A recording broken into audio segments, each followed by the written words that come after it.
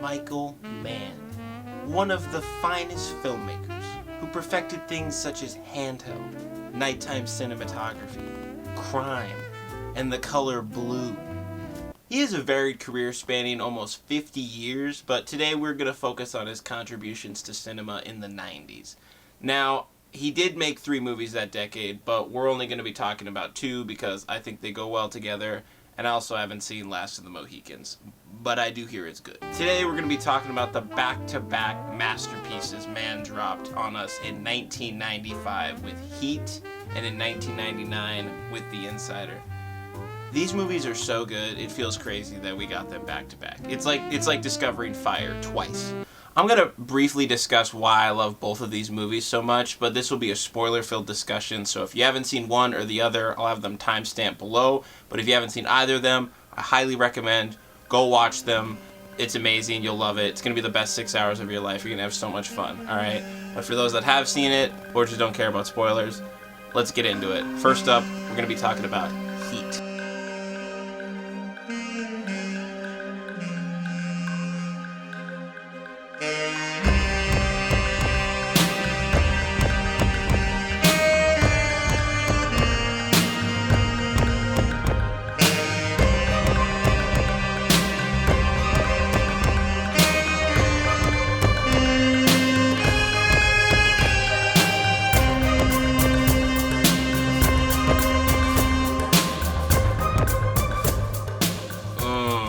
The creme de la creme of heisty crime movies. Heat, for those that don't know, follows the conflict and personal lives of an LAPD detective played by Pacino, who's very dedicated to his work, and a professional bank robber played by De Niro, who's also very dedicated to his work. Now, let's talk about why it's awesome. Okay, why is Heat so awesome? Alright, if you're asking yourself that, I got 4 reasons for you, okay? Starting with reason 1, Michael Mann's direction. Mann is an incredible filmmaker, and he is able to make a somber conversation and a bombastic gunfight carry the same level of energy and entertainment through his fantastic writing and boner-inducing directing. His direction in this just elevates his characters and writing. Characters who are lonely don't just tell us they're lonely. Instead, we get a shot like this. Arguably the best shot in the movie. We learn so much about Macaulay in this shot. It's gorgeous. The blues. We're going to be talking about the blues a lot, okay? The blues are absolutely beautiful. Mann uses these long takes of characters walking through locations to really help this world feel lived in. LA is not some fictional place, obviously, but some movies can really make the location feel like a character, and I think Mann excels at this. Especially through the nighttime cinematography. A good chunk of this movie takes place at night, and it is gorgeous. Mann is very talented at making things look sexy at night. Reason 2. One of the best gunfights ever put to screen. This scene.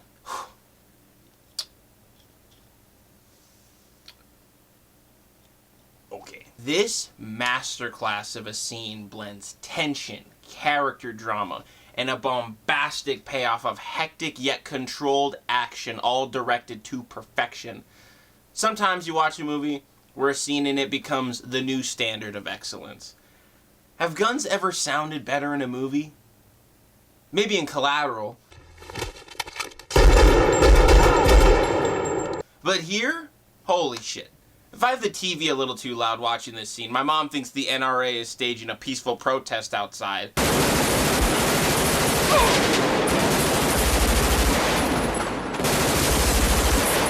A lot of people talk about the gunfire in this, but how Michael Mann actually did this was strategically placing microphones around the set to capture the gunfire in real time, which really helps give it that oomph, you know, it's not just like dubbed over after the fact.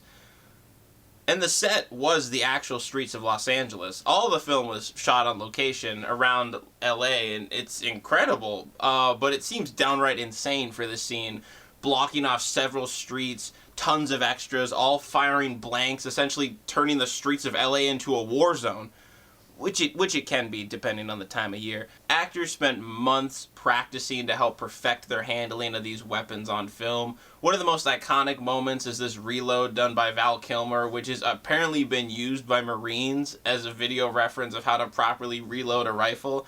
Honestly, this scene alone could warrant its own video, but basically everything from a technical aspect is pitch perfect. But this scene is fantastic from a story standpoint. Happening just before the 2-hour mark, we've spent time with both parties that are on a collision course. We've seen them as people with friends, family, making you hope neither side gets hurt, but that'd be silly to expect. Also, in the iconic scene prior to this, the conversation between Hannah and Macaulay, where despite respecting each other, they both state they will kill the other without hesitation if either is in the other's way.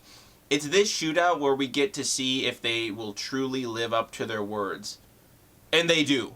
Despite not killing each other, they are not pulling their punches. Hannah is relentless in putting the pressure on Macaulay in this firefight, but Macaulay is equally not slacking in his mission to escape. We don't get a scene where they lock eyes and, due to knowing and respecting each other, hesitate to pull the trigger. This scene is excellent in showing that both of the main characters' rigid mentalities will not bend in the face of a hectic situation like a massive gunfight. We see they both truly live up to their words, and it is, in fact, on sight. Which brings us to our next reason. Reason number 3. Al Pacino and Robert De Niro sharing the screen. Now, the entire cast does an exceptional job, but one of the big selling points of this film leading up to its release was seeing two titans of acting, Al Pacino and Robert De Niro, sharing the screen. One of the most iconic scenes is a simple conversation between Pacino and De Niro's character at a coffee shop, where they talk more like friends than rivals. Now, before this trope was run into the ground or used when it didn't even make sense, Heat displays how despite being on opposite sides of the law, these two characters are not that different from each other. I know, it sounds cliche, but it does it well here. Despite them both having friends and relationships, they both feel a sense of emptiness that can only seem to be filled with their work. A dangerous line of work, but a line of work that they are not only good at, but love.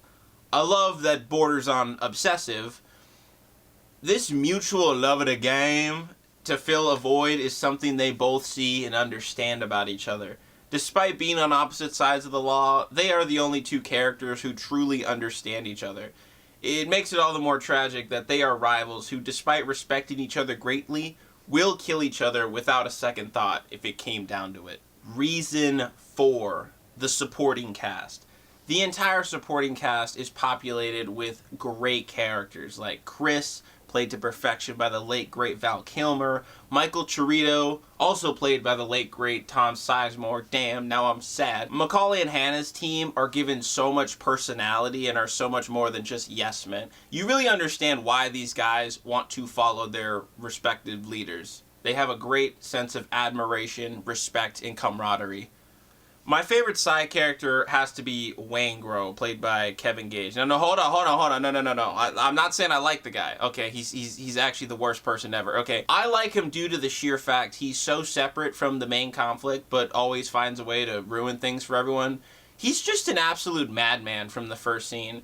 When he asks for a refill and then just leaves immediately, like, that's such a dick move. Like, he went to go fill up your cup, he did something nice for you and came back and you're just not there. Such a dick. Oh, and also murdering that innocent armored truck driver. Macaulay basically invited Griffith onto his team and didn't even know it, so that's a real blunder on his part.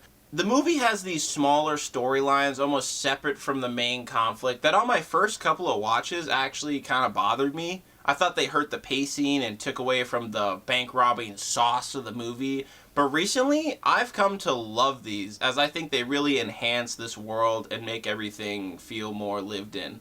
My favorite of these is the Allstate guy, fresh out of prison, trying to integrate back into society, but is given constant shit at every turn as he tries to put his life back together. And despite support from his loving girlfriend, he slips right back into this life of crime when Macaulay needs a getaway driver. The heist goes horribly wrong, and he dies in the process, leaving his girlfriend to find out from the news that the man she loved backslid and died because of it. Absolutely tragic. This character is getting railroaded in his day-to-day life and no respect. The only people that respect him are his girlfriend and other criminals. When Macaulay sees him behind the grill, he lists off his stats, okay? He's like, you know who that guy is? That guy's awesome, alright? They have a great sense of admiration for each other. These bank robbers are not good people, but the ones that serve time should be given the chance to reintegrate back into society. But when those attempts are squashed, they seemingly have no other choice but to go back to the work that got them in trouble in the first place.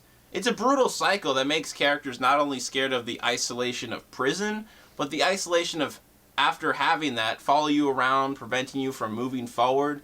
Obviously, don't do crime, so we can nip that problem in the butt right at the source, but you get the point. All these little things just add to the overall package of Heat, making it so much more than a bank robbing movie, but a cautionary tale for all the characters involved. The heat will always catch up, and even if you're lucky enough to get away, at what cost are you willing to get away scot-free? Killing innocent people? Leaving your loved ones behind? Or even worse, never being able to form relationships due to the fear you'll have to leave them the second you hear the heat coming around the corner.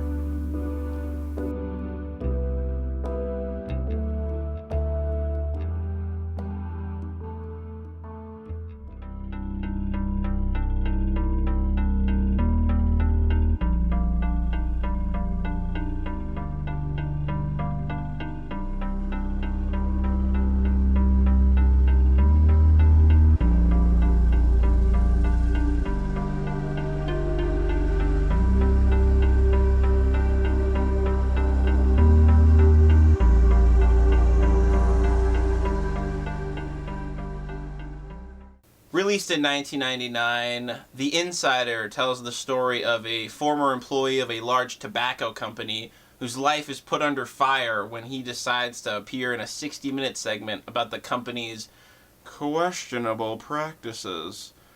Now, if this movie sounds boring to you, I implore you to give it a chance because it is one of the most intense and riveting things I've seen all year. Just give it a chance. Now, the background for this movie is this is actually based on a true story. Obviously a little fictionalized to make it a little sexier and scarier.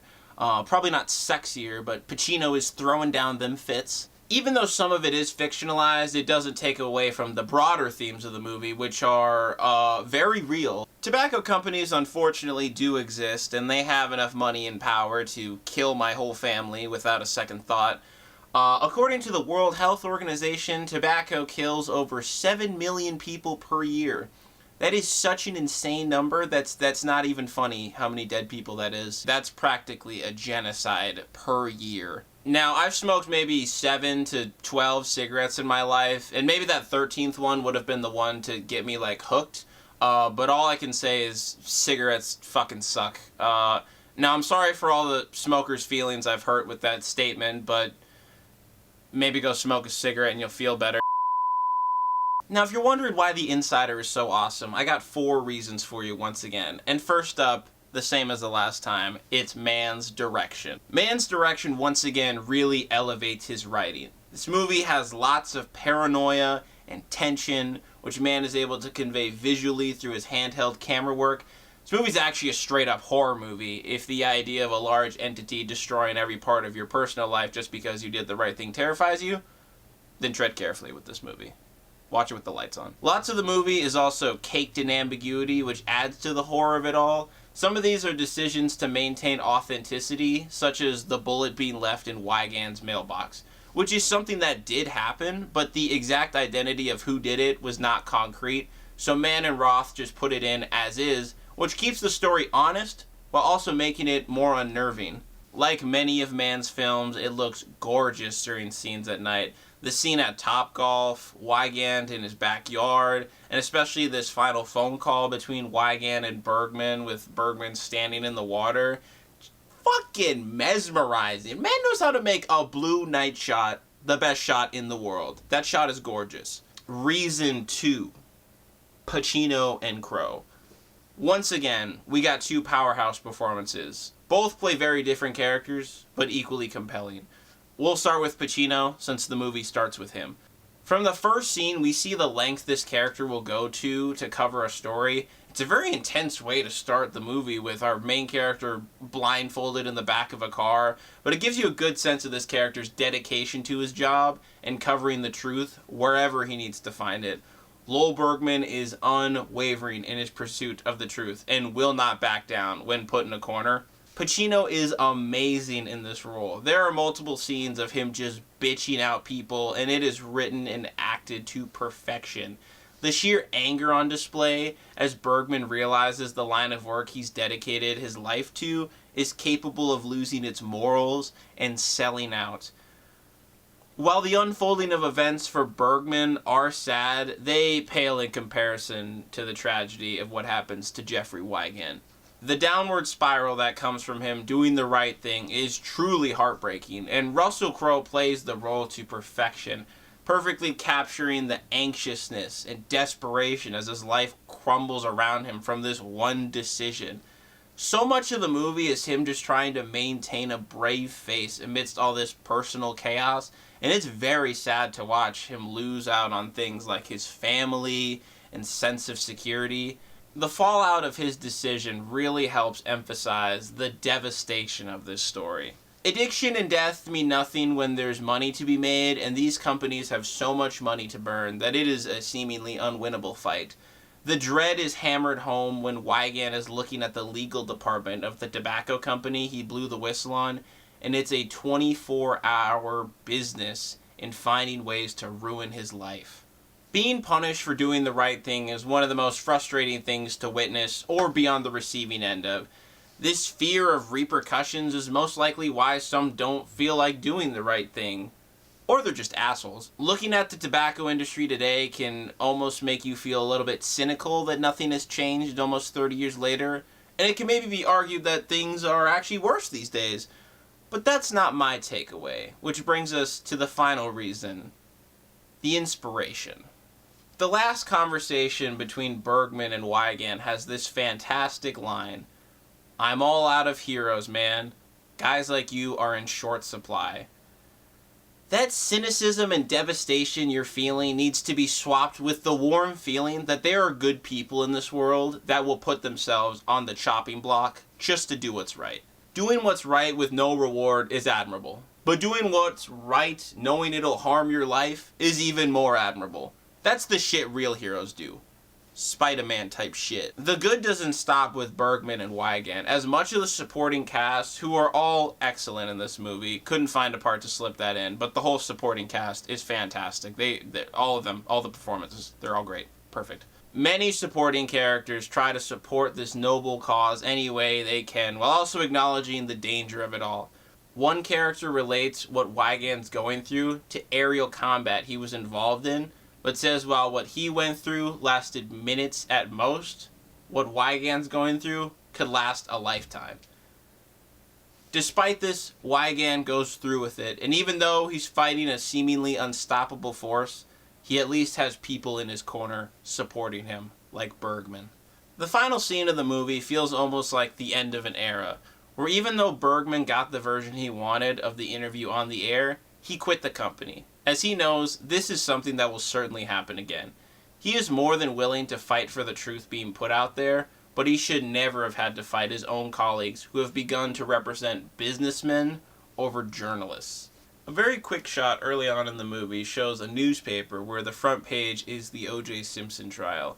Now, I don't think I need to go into who O.J. Simpson was, because I wasn't even alive when that case was going on, and it was such a big case that anyone who lived through it will tell you that it was the biggest thing on television at the time.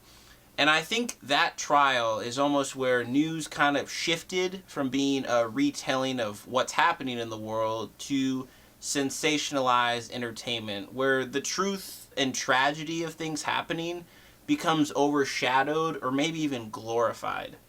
Now take what I'm saying with the biggest grain of salt, as I avoid the news like the Black Plague. But I did have to take some journalism classes in college, so I watched a little bit of the news, and I hated it. It's crazy that people will watch 12 hours of this shit before watching an episode of The Sopranos.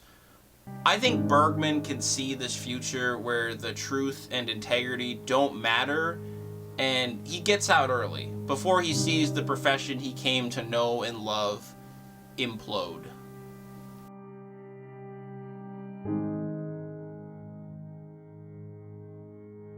That's all I got for you guys today. Hope you enjoyed the video. Please like and subscribe if you did, and comment below your thoughts on Heat and The Insider, and tell me about your favorite Michael Mann movie. As always, if you want to keep up with everything I'm watching, I'll have my Letterboxd link down below. Thank you so much again for watching, and I'll see you next time.